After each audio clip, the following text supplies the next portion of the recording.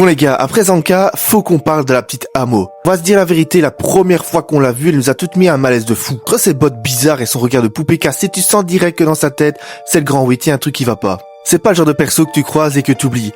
Elle est vraiment marquante dès la première seconde. Ce qu'il faut comprendre avec Amo, c'est que c'est une enfant dans un corps qui a déjà beaucoup trop vécu. Elle a été traitée comme un objet par des types sans âme et ça l'a complètement déglinguée. Sa vision de l'amour, elle est éclatée au sol parce qu'on lui a appris que pour être aimé, fallait manipuler ou posséder. Quand elle s'accroche à quelqu'un, c'est pas de l'affection, c'est de la survie. Et c'est ça qui est grave triste en vrai. Parlons de Sujinki, ses bottes, c'est vraiment chaud comme concept. Elle utilise les odeurs, mais attention, c'est pas du parfum pour faire joli. Non, elle te balance des effluves qui te font planer, qui te rappellent tes meilleurs souvenirs pour mieux te paralyser. C'est l'arme parfaite pour quelqu'un qui a peur d'être abandonné. Elle t'enchaîne avec ton propre cerveau, c'est pas beau ça. Et quand elle passe en mode combat, c'est limite une danse macabre. Elle est fluide, elle est légère, mais elle peut t'éteindre sans même te toucher. Au chapitre 133, ce qui est lourd, c'est de voir son changement de camp. Passer des ordures qu'il utilisait au nettoyeur. C'est le jour et la nuit. Elle essaie de capter comment les gens normaux interagissent.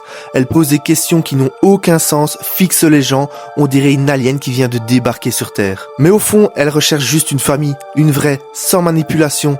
Sa relation avec l'équipe et surtout son respect bizarre pour Rudo, c'est ce qui va la rendre incroyable pour la suite. Bref, Amo, c'est le genre de personne qui donne de la profondeur au manga. Elle nous rappelle que derrière chaque monstre ou chaque perso chelou, il y a une cicatrice énorme. Moi, je mise gros sur elle pour la suite, parce qu'une fois qu'elle aura soigné son cœur, elle va devenir intouchable. Et vous la trouvez mignonne ou elle vous fout toujours les boules ?